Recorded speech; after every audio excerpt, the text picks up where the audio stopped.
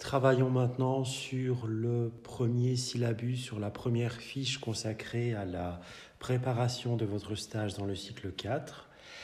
Tout d'abord, je vous propose ce bref rappel. Nous avions vu en début d'année qu'il y avait différentes méthodologies, différentes applications pouvant entraîner la création d'une leçon d'éveil historique. Souvenez-vous, nous avons déjà travaillé sur quelques-uns de ces modules pour le cycle 3, notamment la création d'une synthèse ligne du temps qui répondait à la création de 3 étapes, 3 activités liées à 3 compétences. Tout d'abord, une description, H11, ensuite une remise dans l'ordre chronologique, HG5, et finalement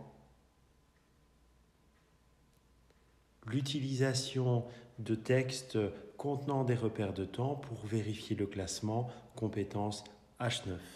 Nous avions aussi eu l'occasion en début d'année de travailler sur la synthèse dite classique. L'exemple qui avait été pris était en rapport avec la Première Guerre mondiale et nous avions aussi présenter la méthode comparative. Souvenez-vous, dans le cycle 3, cette méthode comparative, elle fonctionnait notamment lorsque vous deviez comparer des vues anciennes d'une localité avec ses vues récentes. Il est clair que les différentes méthodes que nous avons évoquées pour le cycle 3 peuvent être réactualisées pour le cycle 4. Je pense tout particulièrement à la création d'une synthèse ligne du temps. Si cela n'a été fait dans le cycle 3, vous pouvez, suivant le sujet que vous allez recevoir, il est tout à fait possible de travailler sur l'élaboration d'une synthèse ligne du temps en reprenant les 3 étapes que je viens de vous rappeler. Ici, dans cette première fiche, nous allons travailler sur la méthode des ateliers. Cette méthode des ateliers qui est présentée dans cette fiche numéro 1 intitulée « La synthèse livrée ». Dans ce premier document, vous retrouvez 2 schémas. Je vous propose de vous les présenter brièvement. Attardons-nous sur ce premier schéma. Alors, comment pouvons-nous le décoder ? Bien, en fait, c'est assez simple. Partons du principe que vous avez 16 enfants dans la classe, vous les répartissez en 4 groupes de travail et chaque groupe d'élèves va, durant la séquence d'activités où vous allez travailler les compétences, chaque groupe va rester à sa place et vous allez offrir la possibilité à chaque groupe de travailler différentes compétences. Par exemple, une description suivie d'une interprétation. Si c'est une source historique, vous pourriez pointer donc la H11 et ensuite la H13 et peut-être la nécessité à un moment donné de localiser cette source historique dans le temps, donc peut-être passer par une activité H9. Donc, si votre premier groupe reçoit différents exercices qui vont le conduire vers l'utilisation de la compétence H11, H13 et H9, vu que les enfants restent attachés au même groupe, vous devez obligatoirement travailler pour les 3 autres groupes sur les mêmes compétences. C'est-à-dire que chacun des 4 groupes qui figurent sur cette diapositive devront avoir un exercice H11, un deuxième H13 et le troisième et dernier en H9. C'est une obligation, c'est une nécessité. En fait, cette présentation n'est pas une méthodologie en atelier. Vous êtes en fait face à un schéma vous présentant les travaux de groupe. Donc n'utilisez jamais le terme atelier lorsque vous effectuez des travaux de groupe. Ici, dans ces circonstances-ci, il s'agit bien d'un travail de groupe. Chaque groupe va travailler, par exemple, sur un document. Sachant que le Moyen-Âge est divisé en 4 grandes périodes, chaque groupe pourrait travailler sur l'un ou l'autre document lié à chaque grande période du Moyen-Âge. Et ensuite, vous remarquez cette flèche en jaune, elle symbolise l'étape suivante. Autrement dit, quand chaque groupe a eu l'occasion de clôturer ses activités, eh bien, chaque groupe va pouvoir aller présenter ses résultats à l'ensemble de la classe. Si vous opérez de la sorte, eh bien, vous pouvez, dans cette deuxième étape qui consiste à présenter les recherches, les découvertes de chaque groupe, pointer la compétence AG7 parce que les enfants vont communiquer à l'ensemble de la classe les informations qu'ils ont découvertes lors de ces travaux de groupe. Donc voilà la structure que vous pouvez mettre en place si vous souhaitez travailler vous voulez travailler en utilisant la notion de groupe. Vous ne devez pas confondre cette méthodologie avec celle des travaux en atelier qui est représentée ici. Alors, nous allons essayer de décoder ce schéma. En fait, lorsque l'on dit en éveil historique que l'on travaille en atelier, ça signifie en fait que ces ateliers sont tournant les différents groupes d'enfants. Revenons avec notre exemple initial. Vous avez 16 enfants, vous les répartissez en 4 groupes. Eh bien, chaque groupe d'enfants va passer d'un atelier à un autre atelier. C'est en cela la signification des flèches grises que vous voyez sur le schéma. Alors, il est clair que si chaque groupe, durant cette séquence d'apprentissage, réalise 4 ateliers, votre obligation est de réaliser pour chaque passage dans chaque atelier des activités différentes. Autrement dit, chaque atelier devrait théoriquement répondre à une compétence. Par exemple, les enfants pourraient travailler la description. Donc, chaque groupe dans l'atelier numéro 1 travaillerait la compétence H11. L'atelier numéro 2, vous pourriez par exemple travailler sur de la lecture de cartes historiques, HG2. Vous pourriez ensuite replacer le sujet historique sur la ligne du temps en utilisant une compétence H9.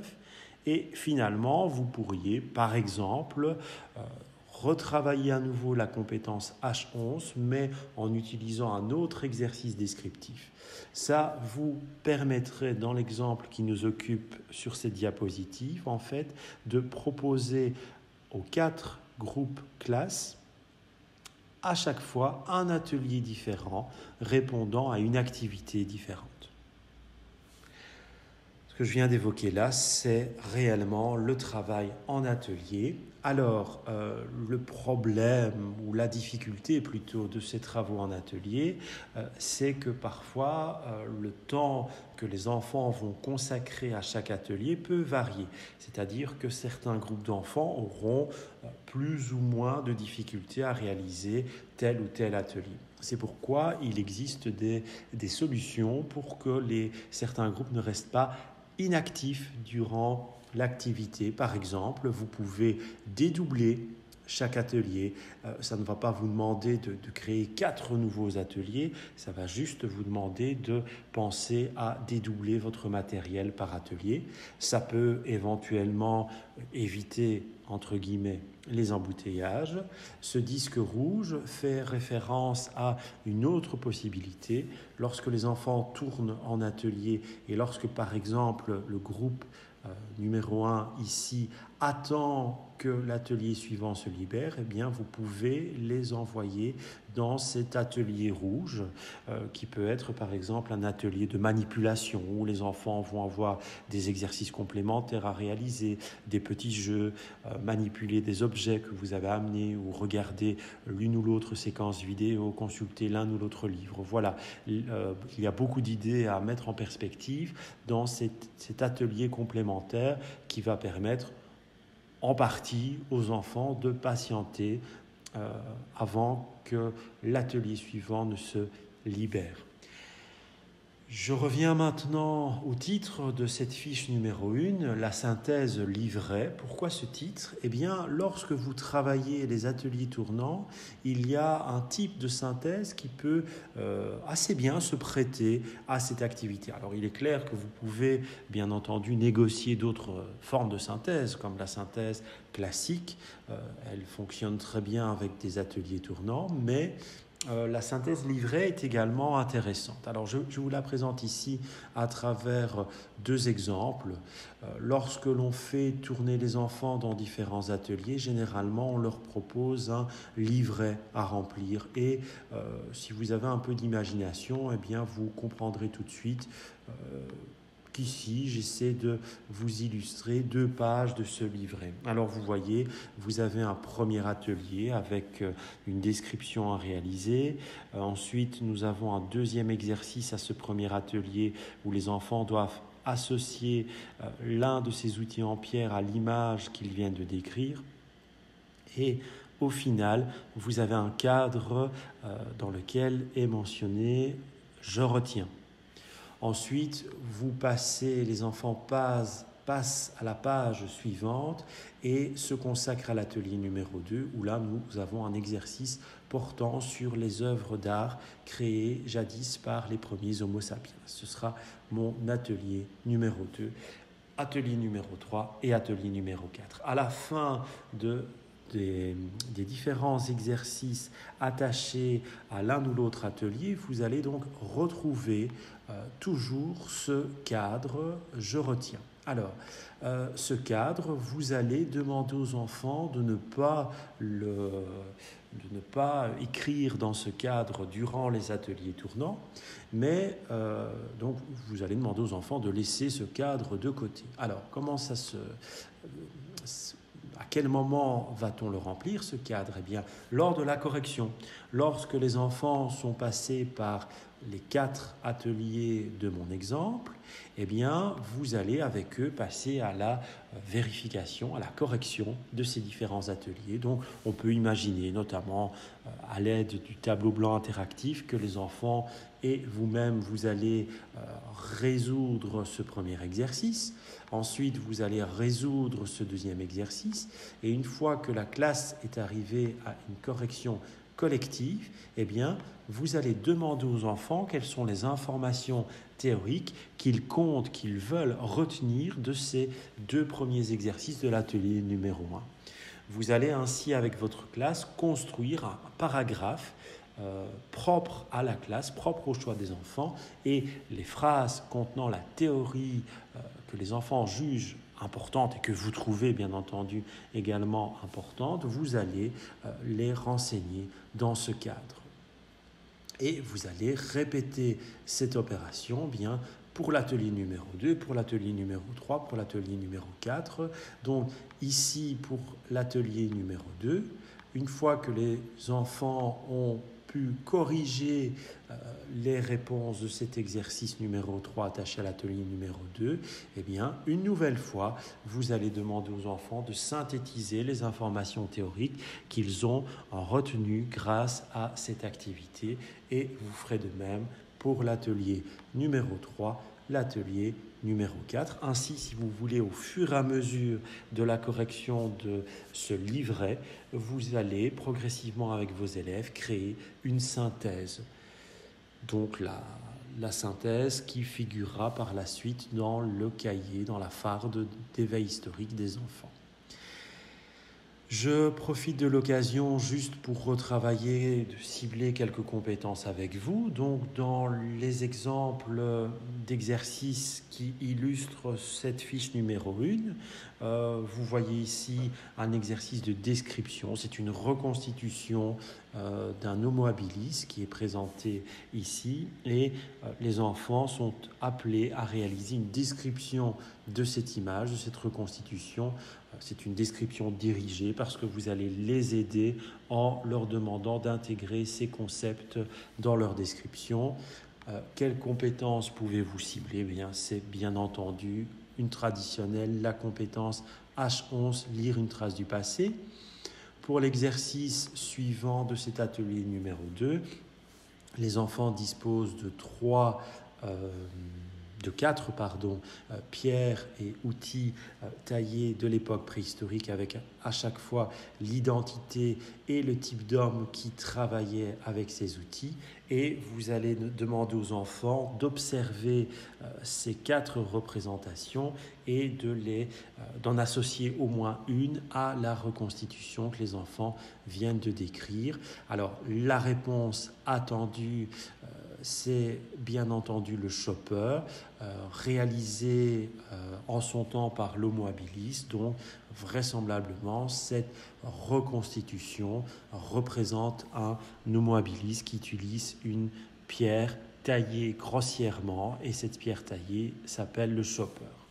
Alors, faites bien attention au niveau des compétences, parce qu'il est clair que cet exercice numéro 2 permettrait d'une certaine manière d'interpréter la reconstitution, donc d'identifier en l'occurrence l'homme préhistorique représenté sur cette reconstitution. Malheureusement, lorsqu'on regarde le tableau des compétences, la seule action d'interpréter est renseignée dans la compétence H13, mais soyez bien attentifs à ça, la compétence H13 vous invite à interpréter des sources historiques. Ici, il s'agit de l'interprétation de reconstitution, donc si vous voulez, cette action n'est pas formulée, reprise dans le tableau des compétences. Vous avez donc des représentations d'outils en pierre préhistorique et vous allez confronter ces représentations à la reconstitution qui a été décrite. Donc, dans ce sens, vous pouvez éventuellement pointer la compétence HG5, confronter, organiser. Cette compétence HG5, elle revient également ici. Vous avez 3 documents représentant des créations artistiques des hommes préhistoriques. Vous avez 3 textes et les enfants doivent associer le bon texte à la bonne image. Nous sommes également dans la compétence AG5, confronter, organiser.